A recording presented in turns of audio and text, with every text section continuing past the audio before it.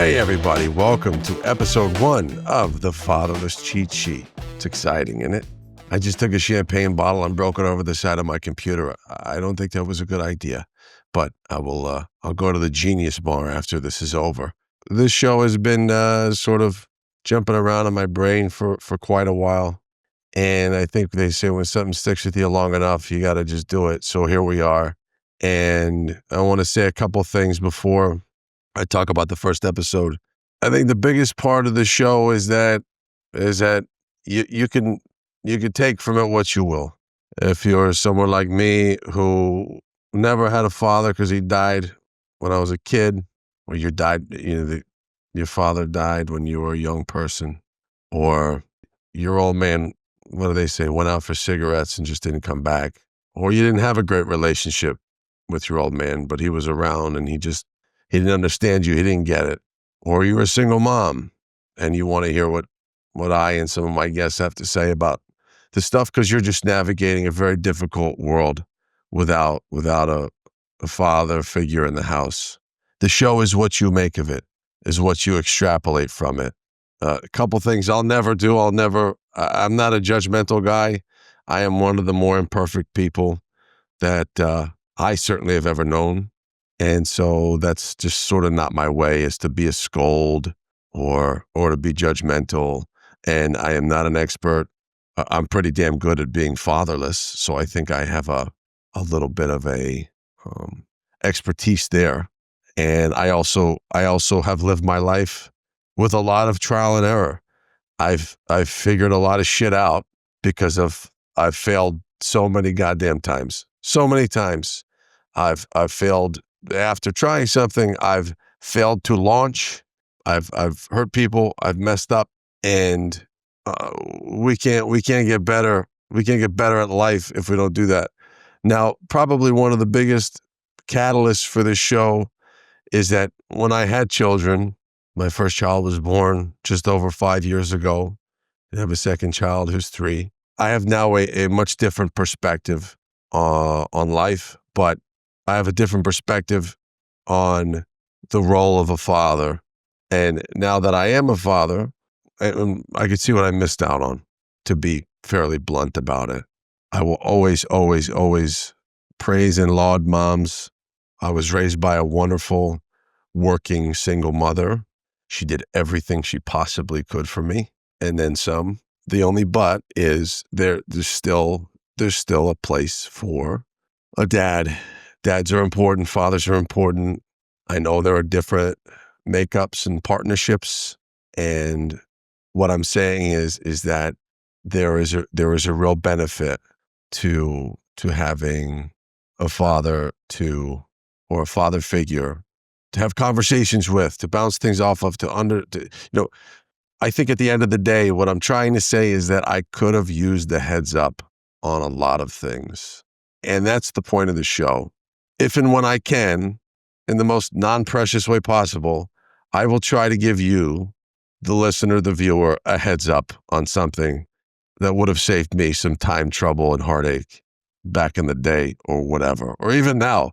Look, I'm a work in progress, okay? I go on YouTube for my DIY fixes in my house. I listen to different things that may help me out with different situations and relationships and this and that. So if anything, let's go down the road together. I think it's going to be fun. I want to do this thing with some humor, if possible.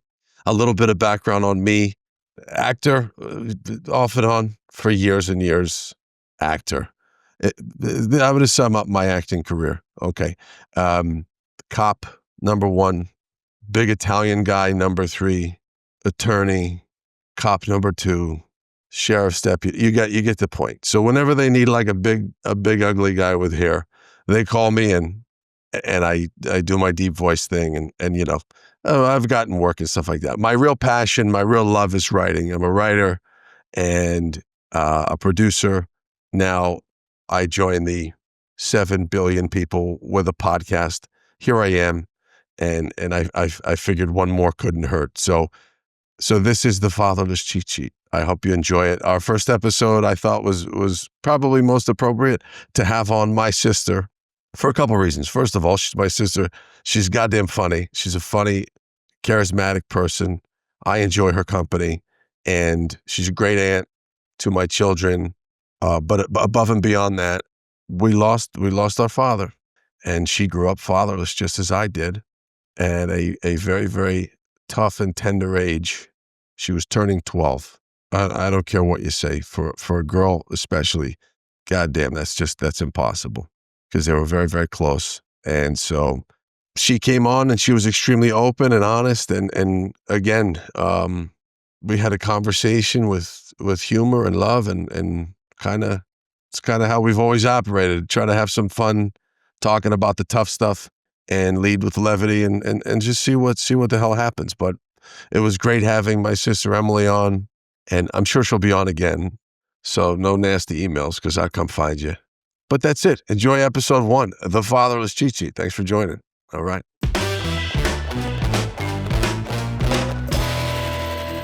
Okay, welcome to Emily, my sister, the only person that still keeps snacks in her oversized coat, just in case I get hungry.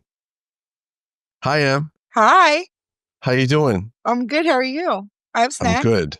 You have snacks? I always have snacks for you. Yeah, we won't give exact geographical locations, but we're not close enough for snacks. Thank God we have Amazon for that. We can send each other treats here and there. Right. But thanks for coming and talking to us a little bit. I thought it was extremely important. I can't tell my story or kind of help guide other people in their situations, sort of without maybe setting a little bit of background.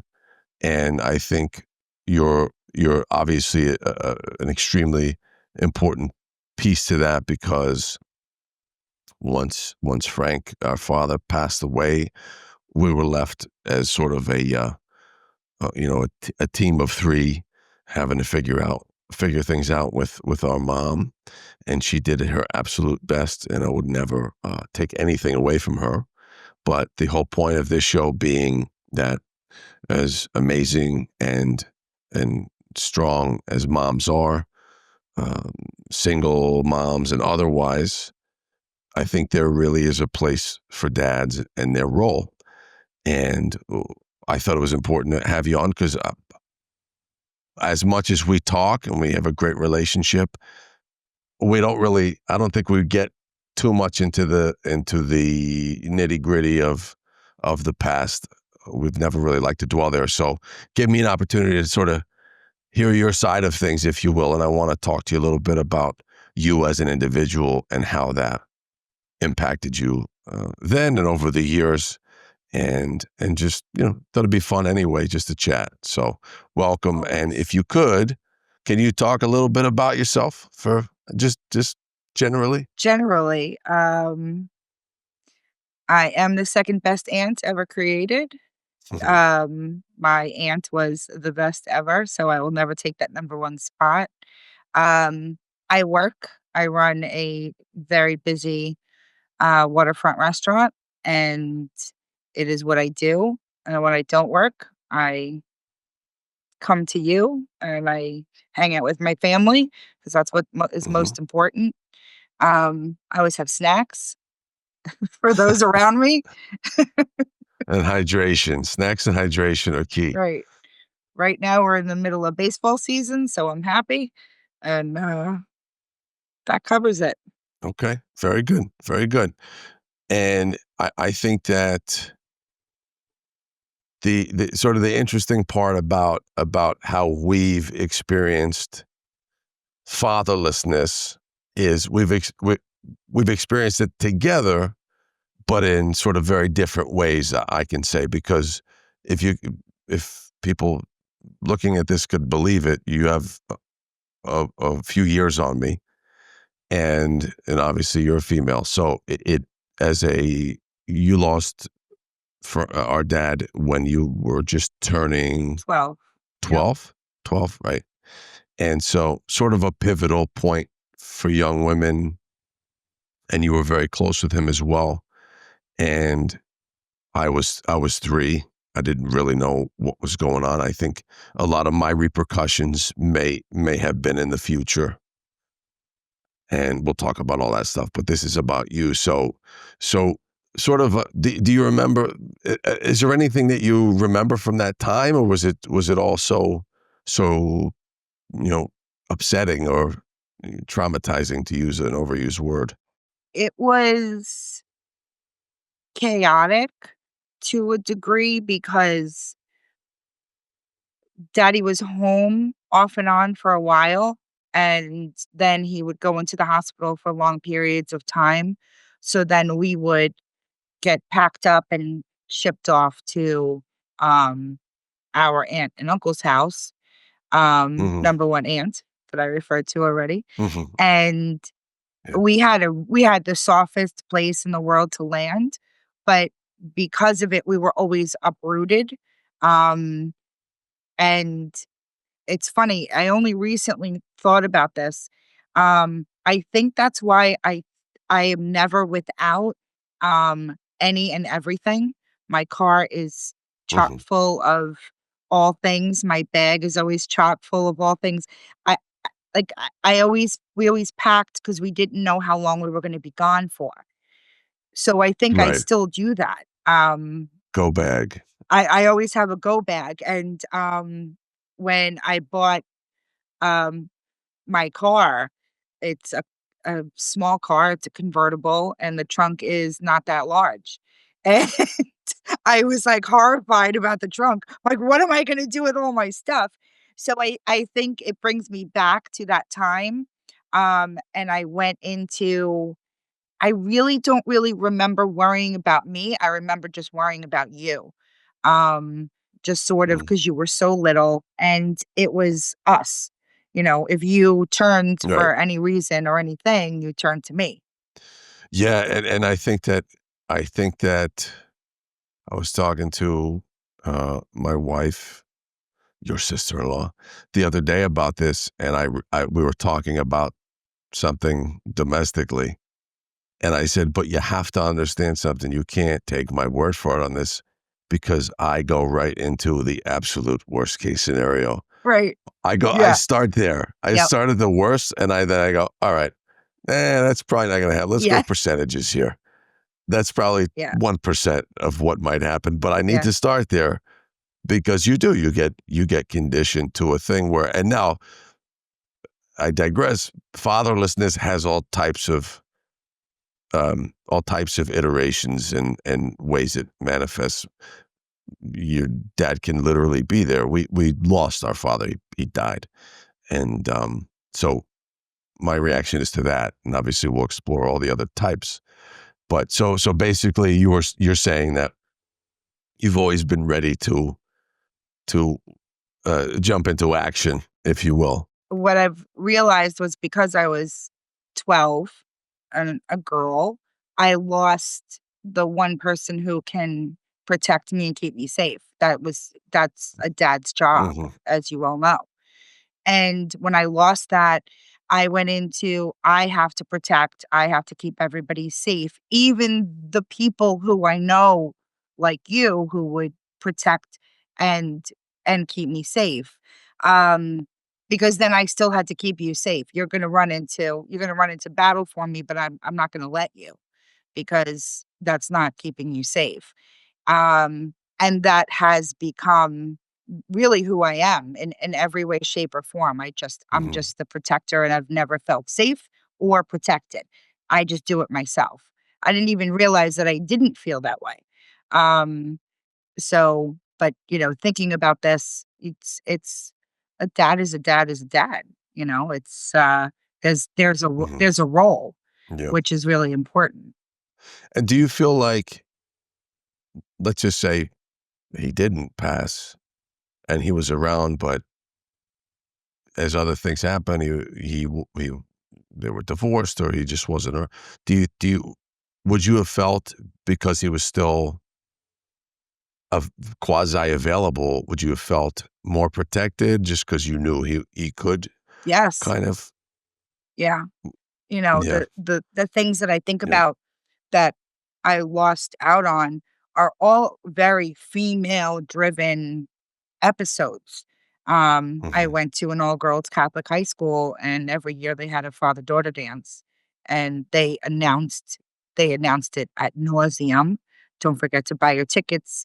And every Mhm. single time, it's just reminding you what you don't have, and I can't go. And Mhm. it's the before FOMO happened, but that's what it was. I was Yeah. gonna miss out. Um, Right. and we had somebody really important in our lives who did, and should have stepped in, and I could have easily taken him. Mommy kept telling me and, gently pushing, "You should take him, you should take him," and I wouldn't do Mhm. it because at 15, 16, you think, "No, no, no, daddy's gonna get mad if I do that." So I didn't, Right. and that's, for lack of a better word, that's a regret. Um, I mean, so and then he died, so it was really a regret. you should have gone to you would have had pictures at least if you went to the dance, you know what I mean? What are you gonna do at the end of the day? And that's a lot of what I mean, from a kid, I've always been like that too, because again, to a kid, to a 12-year-old girl, a 3-year-old boy, what's the worst thing that could happen? You lose a parent. What are you gonna do? Well, what are you gonna do? Right. That's it. You gotta move forward. I think other people in a situation where their dad isn't not accessible emotionally or physically, he goes out for the cigarettes or nowadays the vape pen or whatever the kids are smoking or putting in their lip. It's that thing where I think there's a tendency to, like you Yeah. just did, you blame yourself for not doing the thing that you were not, savvy enough, informed, or emotionally there. As you're 15, 16 years old, you shouldn't have expected of yourself to have made that right decision. And I could say, I'm not gonna say how many years later, but you should give yourself a break on that one, I think. Let's I know, I know, but it's what I still do every day. It's, "Okay, so this is what happened, this is what I have to do. I just have to do it, I just have to do it." And Yeah. it's m mommy made a selling point as I was growing up. What would we have done if I didn't work when daddy got sick? What would we have done if I didn't work when daddy died? Mhm. You have to work, you have to work, you have to make your own money, you have to, over and over and over again. And now she says, I think you work too hard. I'm like, oh, okay. Let me turn that off. So it doesn't work that way. Yeah, But yeah.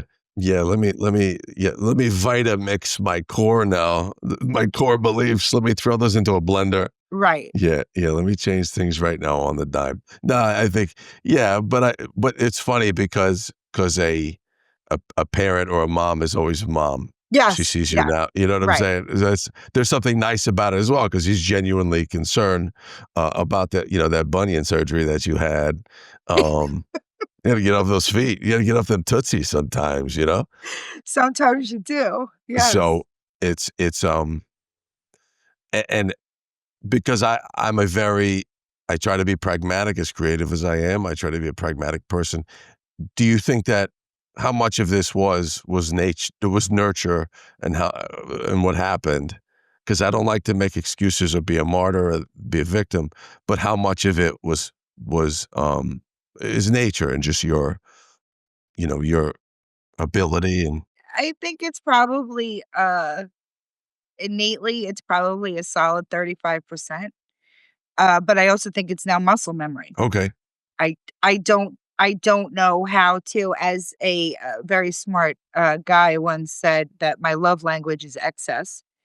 And what did I make? I think I made you like 4,000 Rice Krispie treats. I think that's where that came out of. I don't know how to make one tray. Yeah. It's weird that Right, my BMI was creeping above, right. pre-diabetes level at Sure, that point. sure. Thanks a lot for I that. It make a was a good Rice great Krispie fall. treat. Yeah. Um, and You I sure it's do. I so I'm not, I think 35% is good, but I think I also, Right. um I'm so used to being the way that I am in that regard, that it's, and Yeah. because I'm people come to me, especially my staff. My they Mhm. it will be, I'm not sure where my socks are. Like, okay, that's not in my purview. Like your socks Mhm. are where you put them Yeah. in your home or in your car. Uh, It right, right. Why are you coming to it should me? be on your feet. But it's what happens. So, and Yeah. I like that role, but I Right. do see the path back Mhm. from it was us. You were 3. I was just about to turn Mhm. literally just about to turn 12, and it was just us. Mommy Mhm. was working and I was in charge, so therefore, you get used to being in charge, and you don't relinquish that. Um, Yeah. and I'm pretty sure you came out bossy a little bit too, by the way. I Just the I fortunately see it in your girls. And you know what? More power yeah. to them Yeah. because I do too. yeah. Yeah, good. No, no, Good on no. us. He should be. Oh, I'm not saying it's a bad thing. It's a Yeah. good thing. But I do, and I think it's a solid recipe of the past and who I am as a Yep. person. Because I also think that it's Yeah. that's how we got through it. Like, I don't understand Mhm. when something is going on, I automatically something chaotic or a situation at work is going on and there's 400 people in the restaurant and t whatever. I almost go down 3 Mhm. levels. I slow down my breathing and I look around Mhm. and it's Mhm. I'm ready for it. Um, so because Yeah. I just we had to handle things, Yeah. and so that's what we do. Yeah. Trial by fire type stuff. Yeah. And do you have any was there over the years, have there been sort of any unexpected unexpected results? Something that of his passing and of his absence, I should say, more importantly for the show. Any unexpected results of that? Did you surprise yourself in any way? Were you surprised by something? I have to tell myself sometimes not to if it's a bad situation that I don't need to stay in it. It's okay to not fix it, Hmm. not handle it. It's okay to retreat. It's not a failure. Mhm. We didn't Right. have a choice but to succeed.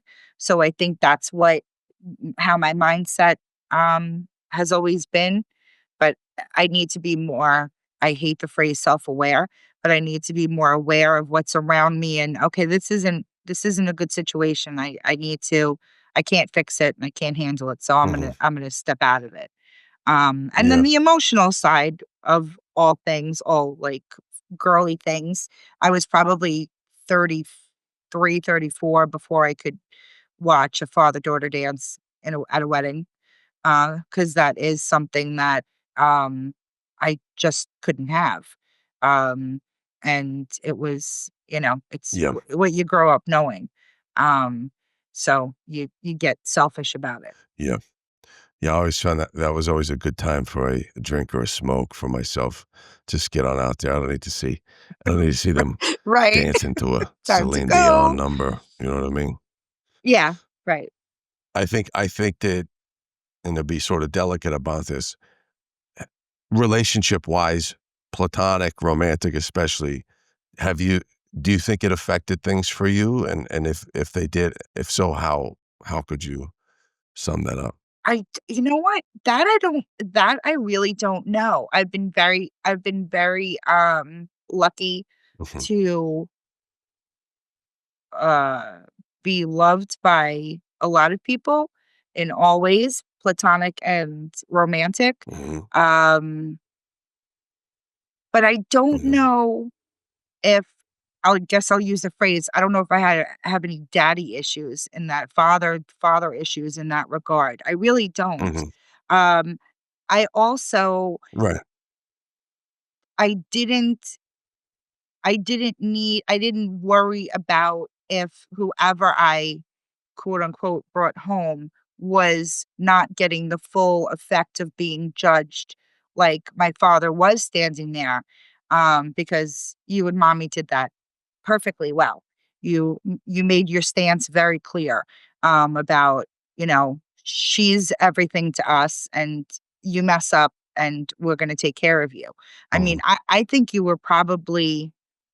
Yep. you were probably in your late teens, and you had a catch with somebody that I was dating, and they literally couldn't, like, open their hands for 2 days after the fact.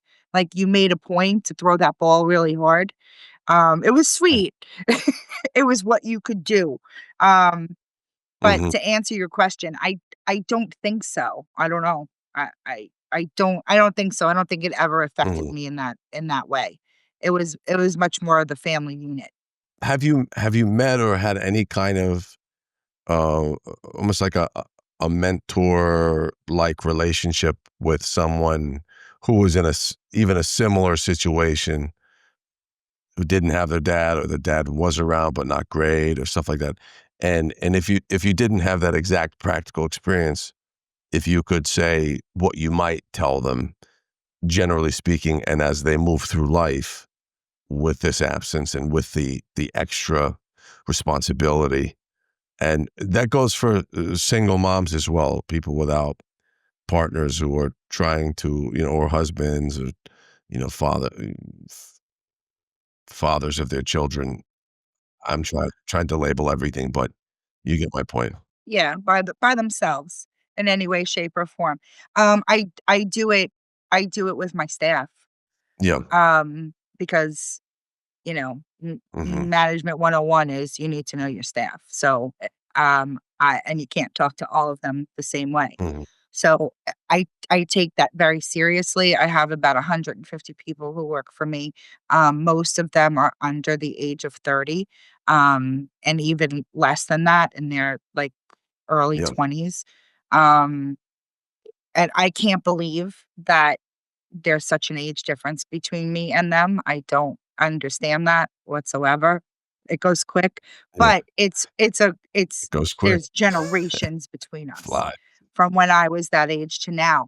And I Yeah. definitely take on uh that mama bear role, where they come to me for advice, You're and right. I try to guide them, and um because it's exactly what you said. Sometimes they have both parents in place. It's not even that they're not in place, they're just working too Hmm. much, or they have other stuff going on where, Yeah. um not such great stuff going on. And the worst thing, at least he died. I don't mean to be flip about it, but at least we weren't being neglected. Like, It's clear cut. It's about as clear cut as you could have it. right, like, it's he didn't wanna die, he didn't choose to leave us, so, therefore, there's a different type of, hurt attached to it. He didn't choose to leave, so it's Mhm. I tend to Right. gravitate towards my staff, my kids that I refer to them as, um, in in those terms, and I try to, "Don't, no, don't do that. I know that you're not gonna believe me, Mhm. but in 5 years, you're not even gonna know this guy's name," or, "Everybody put $5 away for your shift. Right. Christmas is 6 months away. Give me your $5. I will hold your $5 a shift." Right. And then when COVID hit, they were like, "Oh, we Right. should have given you the $5." Like, "I told you." So, it's just Right. because they love me and they trust me and they respect me, and I know that how I was at that point, especially those who are in a sort of different family situation, I gravitate to want to help them. Yeah, and I think that, again, this is the constant. I always go back and forth, the constant question of, is it nature or nurture? Is it what happened or what? But I think that you're a very sympathetic and empathetic person, and I think that comes with the territory. I think when something happens to you, you go, well, Right. you actually, you really know what that feels like. You know what that thing is, and you know what it's like to move through that. So whatever the circumstance is for the fatherlessness, um, I I always, since you told me about it, I always think of this story about the comedy manager Barry Katz. He was on Jay Moore's podcast, and he lost his father. Jay Moore, the man. Shout out Jay Moore. But he lost his father when he was 4, and he remembers walking in to see his mother sort of slumped over the kitchen sink washing dishes, and her shoulders, just that physical Yeah. Yeah. manifestation of upset. You know what it looks like. And he just walked up and he put his hand on her back Yeah. and said, "Hey, everything's going to be okay." And then he Yeah. turned into that guy. So personally, I've always been that guy. I mean, I've always been like, "All right, no, it's okay. We got Yeah. it. We Gotta got do this." it. Because you have to, you got to do it. You got to do it. And I don't know if I'm, because I could be a selfish bastard as well, but I think it breaks you down to your core. Once you not worry about that eyebrow, put that eyebrow down for a second. But, you know, I think there is something to that thing where you go through something, you go through life. Everybody's got, I always say this ad nauseum. I, everybody's got their bag of problems. I would never trade my bag with anybody. I would not. And, Never. when you were little, you were I mean, you're naturally funny, but I think you are, and you made a point to make mommy and I Time laugh will tell. as much as possible because she was doing that slump, and you saw it. And, that's what comes out of stuff like this is Yeah. is that and us, people are surprised when I tell them how close we are. Or, "Oh, I got to talk to my brother today." "You're a busy guy, Mhm. I'm busy." So we get to hang out, or I'm going to I use my vacation time to come see you. It's mostly for the little ones, but whatever. It's nice to see you too. Yeah. Um, but Yeah, that's the yeah. good that came out of it, Sure. and you do have to find that too. So, but there's when you that slump will give Yeah. you what you need to do for the rest of your life. When you see that slump, you gotta fix it. Yeah, yeah. Yeah, that's a great way to put it. It's a great way to put it. And I think the most important part, and I think everything you've just said, none of this has defined you. It shaped you for sure, but there's a grit and a fortitude that you just in life, whatever Yeah, your bag of problems is, you gotta carry the bag. That's it. There's no way around it. So you just have to move forward, and it's often not easy, and certain people have it so way worse. right. But it is what it is, and that's it. So you just have to, as I always like to say, you gotta enjoy what you're doing and who you're doing with, because this thing ain't long. And I think that sort of that rabid perspective has always benefited me, and I think in some ways it was limiting. I'm still trying to figure out which of has tipped the scales of justice in that perspective for me personally.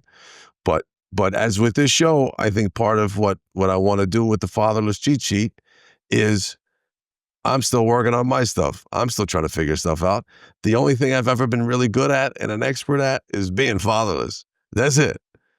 I was a marginal baseball player. Better than that. No, stop it. Stop it. I'm a Somewhat fan. you're a fan.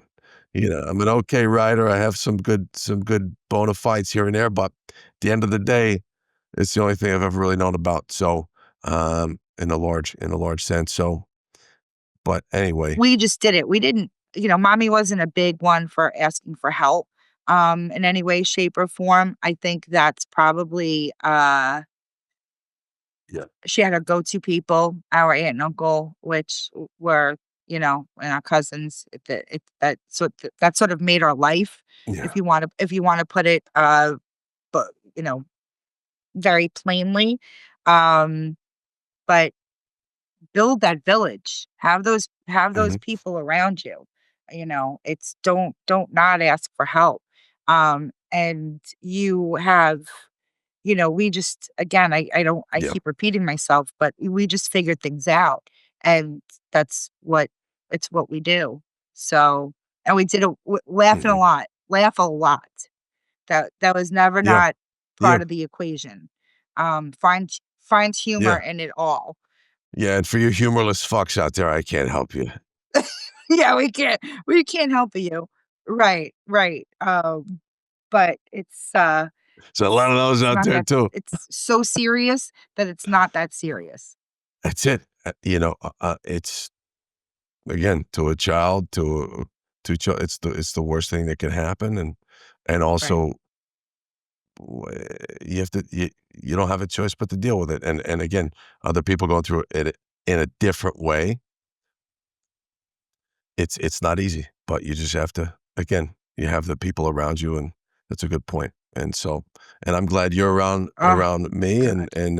and my children, and they love their Aunt Em. Boy, my God. I mean, granted, you do bring, glitter and sugar over everything. Sometimes one and the same, but Whatever, I it's just okay. Briber they're the best. bribery works. They're the That best. bitch hit me with a toaster. Well, thank you very, very much for being our very first guest, and I hope that you'll come back and have more fun conversations. I know this is a heavy topic for sure, Always. but I think we were able to carve out some laughs and Okay. some fun in this one. So I hope everybody enjoyed it, Yeah. and we'll talk to you soon.